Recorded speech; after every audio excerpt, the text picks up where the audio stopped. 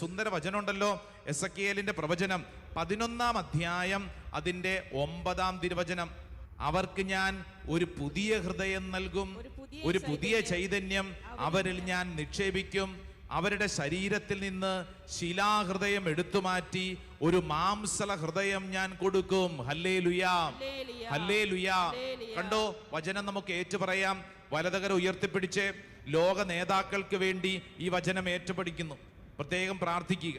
ലോക നേതാക്കൾക്ക് കർത്താവിൻ്റെ വലിയ കൃപ കിട്ടാൻ വേണ്ടി വലതുകര ഉയർത്തിപ്പിടിച്ച് പ്രത്യേകിച്ച് നമ്മൾ പ്രാർത്ഥിക്കുമ്പോൾ ഇറാൻ എന്ന് പറയുന്ന രാജ്യം, ആ രാജ്യത്തിലെ എല്ലാ നേതാക്കൾക്കും വേണ്ടി പ്രാർത്ഥിക്കുക. അമേരിക്ക എന്ന് പറയുന്ന രാജ്യം, ഡൊണാൾഡ് ട്രംപ്, അതോടൊപ്പം തന്നെ അദ്ദേഹത്തിന്റെ കൂടെയുള്ള അധികാരികൾക്ക് വേണ്ടി പ്രാർത്ഥിക്കുക. ഇസ്രായേൽ എന്ന് പറയുന്ന രാജ്യം, അതോടൊപ്പം തന്നെ ഇസ്രായേൽ രാജ്യത്തിന്റെ ഭരണാധികാരികൾക്ക് വേണ്ടി പ്രാർത്ഥിക്കുക. ഒമാൻ എന്ന് പറയുന്ന രാജ്യം,